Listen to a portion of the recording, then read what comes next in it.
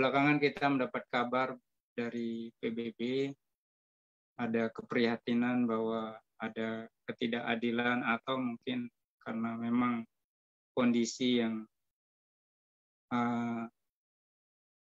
membawa pada satu titik saat ini negara-negara yang gesit, negara-negara yang kreatif, negara-negara yang berani mengambil tindakan cepat dan tegas, mereka yang mendapat orderan vaksin lebih dulu ya. Tetapi negara-negara lain yang kita tahu pasti banyak yang juga negara berkembang atau negara yang belum berkembang ya. Ya disitulah letak keprihatinan dari PBB bahwa mereka juga sangat-sangat rentan. Ya, tetapi ya kita pun yang di Indonesia ini harus kita fair juga ya. Maksudnya ya harus kita akui juga ternyata ya tidak semua masyarakat yang antusias dengan vaksin ini ya. Memang ini adalah program pemerintah dalam hal ini Pak Presiden Jokowi, tetapi juga fakta di lapangan tidak semua berkenan bahwa presidennya adalah Pak Jokowi ya. Banyak yang masih tidak suka, banyak yang iri dan lain sebagainya, sehingga ya terkait juga dengan program vaksin ini ya banyak juga yang tidak setuju atau bahkan tidak mau melakukan ya sama sekali meskipun katanya dihukum. Nah, kalau kita kaitkan dengan dhamma ini juga ada ya di alam semesta ini, bukan dikatakan di dalam ya parita ya di dalam sutta ya bahwa dhamma ini selalu ada ya kapanpun dimanapun. Upadawa bhikkhave tathagatanang anupadawa tathagatanang titawasa datu dhamma titata ya. Nah, dhamma selalu ada, apakah ada sang Bagawa, ada sang Buddha atau tidak ada sang Buddha. Maksudnya secara fisik beliau ada ataupun tidak ada, sebetulnya dhamma itu sudah ada, selalu ada. Cuman ya keberadaan atau eksistensi sang Buddha lah yang menunjukkan kepada kita. Oleh karena itu beliau selalu mengatakan diri beliau adalah penunjuk jalan, ya, bukan sebagai penyelamat. Ya, dhamma selalu ada, tetapi tidak semua orang menyadari itu. Ya, tidak semua orang menyadari itu, entah juga karena ya kurang semangat tahu atau tidak mau tahu, ya, dan banyak alasan lain. Ya, sama seperti dhamma ini sebetulnya ada, tetapi jangankan umat agama lain ya, umat Buddha sendiri pun banyak yang tidak mau tahu. Ya, kalaupun mau tahu ya sekedar untuk ya mungkin pengetahuan semata ya, belum tentu mau untuk praktek. Yang mau praktek pun belum tentu sungguh-sungguh. Ya, dan yang sudah berusaha sungguh-sungguh ya karena banyak sekali rintangan di dalam praktek dhamma, ya seringkali terpleset di dalam perjalanan, ya timbul ego, timbul kesombongan, ya dan lain sebagainya. Nah, jadi kembali kepada vaksin batin, ya ini adalah tema yang kita ambil untuk mengingatkan kita tentang kondisi real ya kehidupan kita saat ini, bahwa kita sangat-sangat membutuhkan ya vaksin batin ya. Apakah itu ya vaksin batin? Ya tidak lain dan tidak bukan adalah dhamma ini ya. Dhamma yang sudah dibabarkan ya, yo dhammang de sesi adi kalyanang maje kalyanang parjo sana kalyanang. Dhamma yang indah pada awalnya, indah pada pertengahannya, indah pada akhirnya, ini sudah dibabarkan dengan sangat jelas ya. Dan inilah vaksin batin ya bagi kita semua. Vaksin ini akan bermanfaat ya apabila ya vaksin sudah ya memberikan perlindungan kepada tubuh kita. Sama juga seperti dhamma. Dhamma itu selalu ada tetapi tidak otomatis bermanfaat ya, karena manfaatnya bisa kita rasakan begitu kita mempraktekkan dhamma itu sendiri ya. Kalau dhamma tidak kita praktekkan, hanya sekedar kita junjung, hanya sekedar kita jadikan museum, hanya sekedar kita jadikan kebanggaan, ya sama seperti kita memiliki makanan, ya kita tidak bisa otomatis merasakan kalau kita tidak mencicipi. Atau ibarat di dalam Dhammapada dikatakan seperti sendok yang tidak bisa merasakan ya rasa dari makanan, rasa dari sayur, meskipun sendok itu berada di tengah-tengah sayur atau makanan tersebut. Nah, berbicara mengenai vaksin Dhamma, artinya juga ya sama seperti kita sekarang ini menghadapi program atau menjalani program pemerintah vaksin Dhamma ini muncul pasti karena ya adanya wabah virus corona. Jadi ada fenomena kita sedang dijangkiti wabah, kita sedang dihadapkan pada pandemi, tidak hanya lokal tapi nasional bahkan internasional ya. Bahkan ya seluruh warga di bumi ini ya mengalami itu. Nah, jadi ini kenyataan realnya. Nah, sama seperti sesungguhnya wabah ya. Wabah kehidupan kita apa sih? Ya, wabah kehidupan kita ya adanya penyakit, ada usia tua, ada kematian ya yang dialami oleh semua makhluk ya. Di dalam Dhamma dikatakan siapapun akan mengalami ini ya. Entah dia mengenal Dhamma atau tidak mengenal Dhamma ya, akan mengalami ya sakit, usia tua dan kematian. Yang dimaksud usia tua di sini ya bukan semata-mata renta ya, tetapi begitu dia tumbuh ya dia mengalami proses, ya itu adalah fenomena dia mengalami tua ya. Ya seorang bayi begitu dia mulai membesar sedikit, mengalami perubahan di tubuhnya, itu adalah fenomena tua. Jadi intinya semua makhluk mengalami usia tua, kesakitan, rasa sakit, kematian. Nah ini sesungguhnya kenyataannya sama seperti di dalam Dhamma dikatakan ada 4 kesunyatan mulia ya. Kesunyatan yang pertama adalah kesunyatan tentang adanya ketidaknyamanan, adanya penderitaan, atau dalam bahasa umum kita sekarang adanya masalah. Ya, siapa sih yang tidak punya masalah? Banyak orang berpikir begini, kalau saya jadi biku, menjadi bante, menjadi samanera, ya menjadi atasilani, atau menjadi biksu bikcuni, pasti tidak ada masalah. Ya, semua orang punya masalahnya sendiri-sendiri. Ya, kembali kepada orangnya, ya apakah yang dihadapi itu kemudian dipermasalahkan atau tidak. Ya. Kebanyakan kita itu mempermasalahkan situasi yang kita temui. Ya, inilah yang kemudian menimbulkan istilah masalah. Kita mengatakan ini masalah. Tetapi kalau kita tidak menganggapnya sebagai masalah, justru menganggapnya sebagai jalan, justru menganggapnya sebagai kesempatan, ya tidak jadi masalah sebetulnya. Ya karena ya kenyataan yang kita hadapi adalah bagian real dari kehidupan kita. Ya sama seperti kita mengalami usia tua, sakit, kematian. Ya sebetulnya tidak ada masalah di sana. Ya.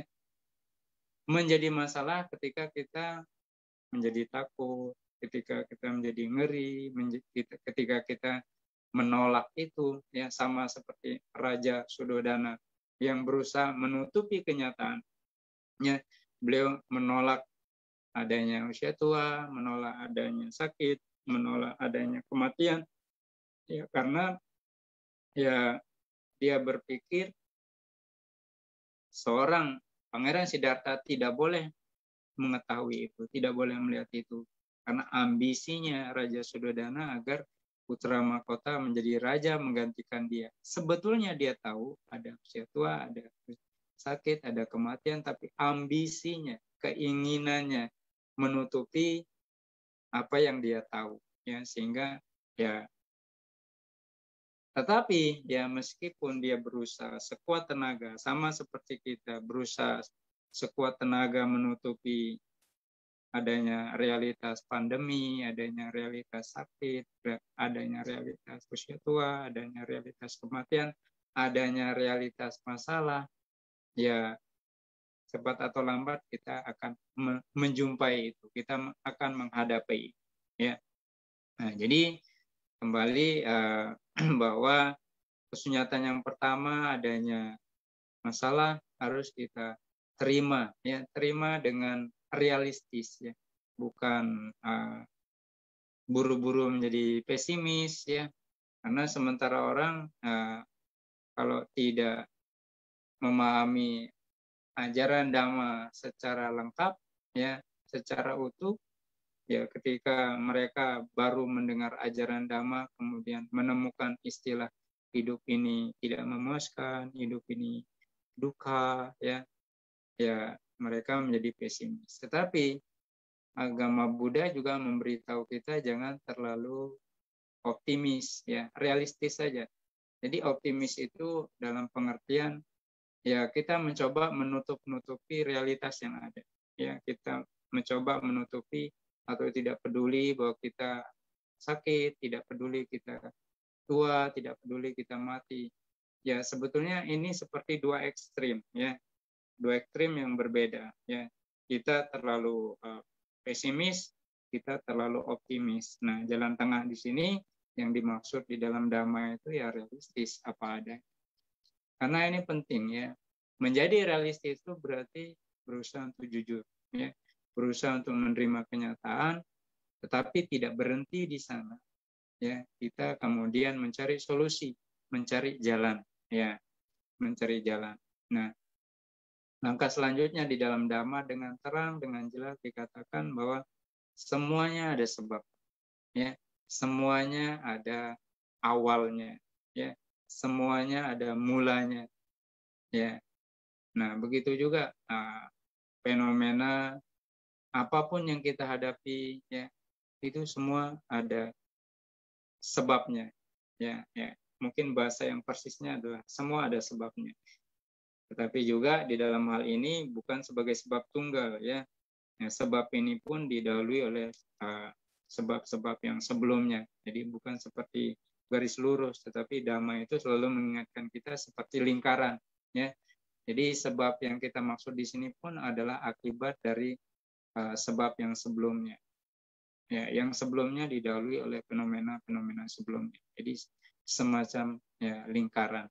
Nah, di dalam Dhamma dengan jelas dikatakan semuanya bermula atau sebabnya atau awalnya adalah nafsu keinginan. Ya. Nafsu keinginan yang tidak pernah kita kontrol, bahkan nafsu keinginan yang berusaha kita berikan itu sebagai pembenaran, ya. Wajar dong saya punya keinginan ini, itu, dan lain sebagainya. Nah, jadi pola pikir seperti ini membuat pembenaran ini tanpa bisa menyaring mana keinginan, mana kebutuhan, ini menimbulkan banyak sekali penderitaan. Ya.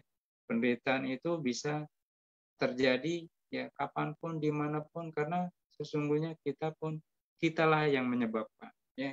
Kitalah yang sebetulnya menginginkan itu. Ya, memang secara logika ya tidak ada orang mau menderita, tidak ada orang mau susah, tidak ada orang mau sengsara, tetapi tanpa disadari apa yang dilakukan itu sebagai sebab.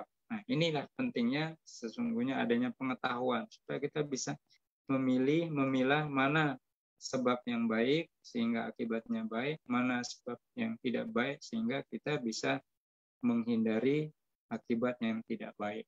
Nah, jadi di dalam Dhamma sangat jelas dikatakan semua ada sebabnya. Dan poin penting di sini semua bermula dari nafsu keinginan. Lalu Bante, mungkin ada pertanyaan. Apa kaitannya semua sebabnya nafsu keinginan lalu dengan pandemi seperti ini? Nah, sebetulnya wabah itu sudah ada sejak kita hidup, sejak makhluk ini hidup. Ya, wabah apapun namanya. Ya, di zaman Sang Buddha juga sudah ada wabah. Ya. Wabah penyakitnya, karena memang dari awal Dhamma mengatakan ya itu memang satu paket, kita lahir menjadi tua, menjadi sakit, mengalami kematian, ya satu paket yang tidak bisa kita pisahkan, ya yang tidak bisa kita hindari. Nah, jadi kembali kepada sebabnya adalah nafsu keinginan, inilah yang harus kita garis bawahi. Dan mohon juga dipahami, mungkin banyak di antara kita yang ya belum benar-benar tahu nafsu keinginan beda dengan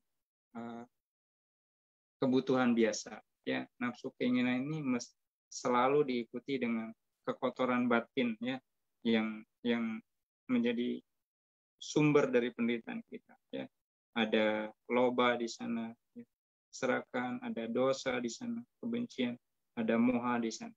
Ya, jadi loba, dosa, moha inilah ya yang menjadi pemicu ya adanya nafsu keinginan. Ya kalau sekedar keinginan, Pangeran Siddhartha pun punya keinginan ya untuk terbebas dari penderitaan. Seorang pemeditator pun punya keinginan. Jangan dibilang seorang Buddha tidak punya keinginan, tapi bukan nafsu keinginan, ya, bukan tanha. Ya, jadi ingin meditasi, ingin puja bakti, ingin berdana, ingin berbuat baik itu juga adalah keinginan, tapi bukan nafsu keinginan yang sekali lagi saya garis bawahi yang disertai dengan loba, dosa. Nah, itu kesunyatan yang kedua, kita menemukan atau kita diminta untuk menyadari bahwa sebab penderitaan itu adalah nafsu keinginan. Lalu berikutnya adalah setelah, nah ini Sang Buddha menunjukkan fakta ya, bahwa setelah nafsu keinginan bisa kita kurangi, sebetulnya penderitaan juga bisa kita kurangi ya. Nafsu keinginan bisa kita hentikan, penderitaan bisa kita hentikan. Nah, jadi dengan kita mencabut akar dari penderitaan kita, ya akar penderitaan kita tidak menumbuhkan penderitaan yang baru seperti itu. Ya, nah sampai kemudian ya setelah nafsu keinginan lenyap, Sang Buddha membuat formulasi yang obat. Ya, nah, sama seperti proses ya seorang dokter yang menganalisa penyakit seseorang, kemudian menunjukkan sebab-sebabnya, dan seterusnya, lalu kemudian menunjukkan atau memberikan obat. Ya, bukan sekedar kemudian maaf, kamu sakit ini, ya, tetapi tidak menunjukkan solusi atau tidak memberi solusi. Sang Buddha memberi solusi. Inilah kualitas beliau yang luar biasa. Ya, beliau pada awalnya menunjukkan kita realitas, menarik kita untuk menjadi orang yang jujur terhadap realitas kenyataan kehidupan kita, tapi beliau juga memberikan solusi dari penderitaan kita. Nah, solusi ini yang ya tentu sudah kita kenal, Jalan Mulia Bungsur 8. Nah, jadi ini adalah dhamma yang saya maksud adalah sebagai vaksin batin. Nah, kalau kita menarik benang merah dari fenomena yang kita hadapi sekarang ini, bahwa sebetulnya yang paling menderita saat ini ketika wabah virus corona ini melanda, siapa? Jawaban dhamma menurut saya adalah orang yang nafsu keinginannya besar. Nafsu keinginan ingin jalan-jalan, sekarang tidak bisa. Nafsu keinginan ingin kumpul-kumpul, hangout, ya, kongko-kongko sama teman-teman, sekarang tidak bisa. Nafsu keinginan ingin, ya, pokoknya ya yang bertentangan dengan 3M atau istilah sekarang adalah 5M, ya. Menjaga kebersihan, menggunakan masker, kemudian rajin mencuci tangan, menghindari kerumunan, mengurangi aktivitas. Nah, jadi kalau 5 hal ini ya kita lawan, ya sebetulnya ya penderitaannya kita buat sendiri. Kenapa ada 5 hal ini yang harus istilahnya adalah prokernya adalah ya untuk kesehatan kita, yang sebaiknya kita lakukan ya sebetulnya tidak lain dan tidak bukan adalah untuk manfaat kita sendiri. Kalau kita rajin mencuci tangan atau menjaga kebersihan, kalau kita menggunakan masker, kalau kita menjaga jarak, ya. Kalau kita mengurangi aktivitas di luar yang membuat kita berinteraksi dengan orang lain, kita menghindari kerumunan, itu tidak lain dan tidak bukan maksudnya adalah supaya kita terjaga, ya, terlindungi dari penyebaran virus corona atau wabah virus corona yang lebih parah lagi, ya. Tetapi ini menjadi penderitaan baru bagi orang-orang yang, ya maaf, yang tadi saya sebutkan, ya, nafsu keinginannya besar sehingga menyalahkan pemerintah, menyalahkan aparat keamanan, menyalahkan negara ini, negara itu, menyalahkan siapapun di luar sana, tetapi membenarkan dirinya sendiri. Nah, jadi sikap menyalahkan inilah, ya, sesungguhnya penderitaan yang kita buat sendiri. Nah, jadi hal lain juga yang ingin saya sampaikan di sini, sebetulnya juga ada benang merah, ya, program pemerintah atau anjuran supaya kita berusaha memotong mata rantai penyebaran virus corona ini dengan melakukan 5M. Yang sebetulnya 5M ini adalah pengembangan dari 3M, ya. Menjaga jarak, ya, menjaga jarak, ya, tentu, ya, kemudian ditambah lagi dengan 2 berikutnya yang belakangan, yang sebetulnya awalnya 3, menghindari kerumunan, mengurangi aktivitas, lalu menggunakan masker, lalu yang ketiga sebetulnya garis besar ke poin besarnya adalah rajin cuci tangan, rajin menjaga kebersihan. Nah, sekarang menjaga jarak. Menjaga jarak dalam hal ini adalah disiplin, ya, disiplin, ya, supaya apa? Supaya penyebaran virus corona ini tidak meluas, ya. Jadi kita perlu menjaga jarak. Nah, sama juga di dalam sila, supaya kekotoran batin kita tidak menyebar luas, kita diberikan praktek yang namanya sila, ya, menjaga ucapan kita, menjaga tindak tanduk kita, menjaga pola hidup kita. Ini adalah counter bagi kita supaya kita tidak membuat sebab atau karma buruk baru yang kita lakukan melalui ucapan, yang kita lakukan melalui tindakan jasmani, yang kita lakukan melalui mata pencaharian atau penghidupan kita. Ini berkaitan dengan disiplin, sama seperti anjuran pemerintah yang baik untuk kita untuk menjaga jarak ini. Nah, yang berikutnya benang merahnya adalah menggunakan masker. Nah, menggunakan masker di sini saya kaitkan dengan samadhi. Nah, kalau tadi adalah sila, disiplin, ya, ucapan benar, perbuatan benar, atau pencarian benar. Nah, samadhi ini usaha benar, perhatian benar, dan konsentrasi benar. Nah, dalam hal ini, seperti kita menggunakan masker. Apa maksudnya kita menggunakan masker, ya? Untuk melindungi diri kita dari terpaan atau serangan virus di luar sana. Atau kalau kita ada gejala, supaya kita melindungi diri kita tidak sampai menyebarkan virus itu. Itulah maksudnya kita menggunakan masker. Nah, ini sangat menarik sekali di dalam bagian dari meditasi ini, samadhi ini, kalau tadi sila, sekarang samadhi, ada yang namanya usaha benar. Usaha benar ini adalah apa? Yaitu mengikis kekotoran batin yang sudah ada, ya. Lalu yang kedua, mencegah munculnya kekotoran batin yang baru. Yang ketiga, memunculkan sifat-sifat baik yang belum ada di dalam batin. Yang keempat, mengembangkan sifat-sifat baik yang sudah ada di dalam batin. Ini 4 usaha. Nah, jadi kalau kita menggunakan masker ini kan juga artinya kita menjaga diri kita menjaga orang lain. Kita tidak menyebarkan, kalau kita punya gejala atau bahkan mungkin positif, ya kita tidak menyebarkan melalui nafas kita, ya. Kalau tadi kan mengenai kita disiplin, ya kita tidak sembarangan ketemu dengan orang lain. Tapi dalam hal ini kita menggunakan masker, ya kita menjaga orang lain, dan kita juga menjaga diri kita sendiri juga. Nah, di dalam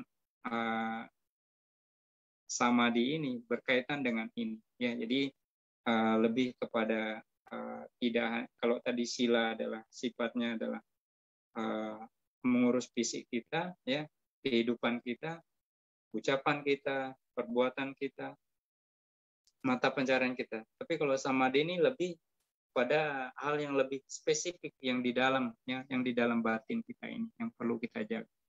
Jadi samadhi itu di dalam prakteknya adalah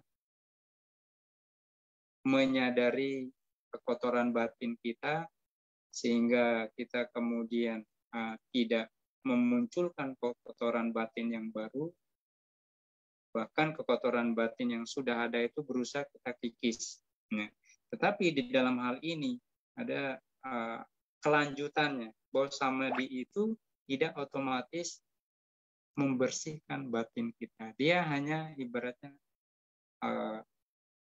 mengendapkan, ya, mengendapkan kekotoran batin. Sama seperti kita menggunakan masker. Masker itu bukan obat, ya. Masker itu bukan obat. Dia hanya mencegah kita supaya tidak terkena virus, kita mencegah orang lain juga supaya tidak terkena virus. Nah, yang berikutnya apa? Yang poin yang paling penting supaya virus kita bisa bersih dalam hal ini adalah virus batin, yaitu panya, kebijaksanaan. Pengertian benar, pengertian benar dan pikiran benar. Inilah yang sebetulnya yang bisa mengikis kekotoran batin baru, kekotoran batin kita. Kalau tadi samadhi hanya mengendapkan, ya. Kalau urutannya sila, ya, kita tidak membuat karma buruk baru, ya, kita tidak menambah kekotoran batin baru. Kita juga kalau sila itu ya tercegah dari tindakan-tindakan, ucapan-ucapan, mata pencarian yang buruk sehingga menimbulkan memori yang tidak baik. Tetapi perlu kita sadari bahwa ternyata kekotoran batin itu tidak hanya muncul dari sesuatu yang negatif, tidak hanya muncul dari perbuatan yang baik, yang buruk. Dari perbuatan yang baik pun menimbulkan kekotoran batin. Nah, itulah ya dalam hal ini tidak cukup hanya sila, tetapi juga samadhi, ya, supaya kita bisa menyadari bahwa ternyata yang baik pun bisa menimbulkan kekotoran batin, ya, bukan hanya semata-mata yang negatif, ya. Kalau yang jahat otomatis itu menambah kekotoran batin, tetapi ternyata di dalam samadhi lah kita melihat bahwa kebaikan pun bisa menimbulkan kekotoran batin. Tapi ini hanya mengendapkan, tidak membersihkan batin kita. Yang bisa membersihkan batin kita adalah dengan panya, dengan pengertian benar, dengan pikiran benar. Nah, sama poin berikutnya, ya, proker kesehatan ini adalah rajin kebersihan, ya, rajin cuci tangan, ya, tentu juga rajin membersihkan badan kita. Itu maknanya supaya, ya, kotoran batin yang virus yang sudah ada yang nempel di tubuh kita itu bisa kita bersihkan, ya. Dalam hal ini termasuk juga minum obat, maksudnya, ya. Kalau kita sudah terlanjur positif virus corona, ini masuk di dalam kategori kita menjalankan panya, kebijaksanaan, ya, rajin kebersihan, cuci tangan, kebersihan dan seterusnya. Nah, jadi ini satu hal yang menarik, ya, bahwa sesungguhnya dhamma itu real, nyata di dalam kehidupan kita, termasuk di dalam ya, kondisi yang kita hadapi saat ini adalah sesungguhnya cerminan, ya, cerminan dari betapa luar biasanya dhamma.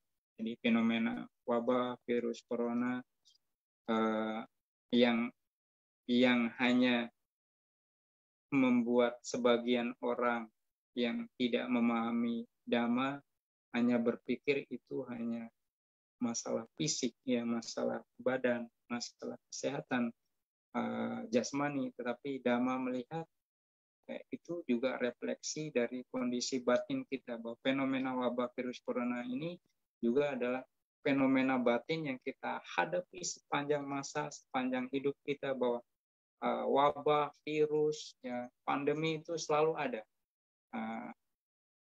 Yang dimana di dalam Dhamma dikatakan loba, dosa, moha itu adalah wabah, pandemi, virus yang justru paling berbahaya, yang hidup sepanjang masa, yang harus kita waspadai. Jadi dalam hal ini vaksin batin, ya, yaitu Dhamma, sangat-sangat penting untuk kita terapkan, untuk kita lakukan, ya, di dalam hidup kita. Ya, ini saja yang ingin saya sampaikan. Lebih kurangnya nanti kita diskusikan. Terima kasih, moderator.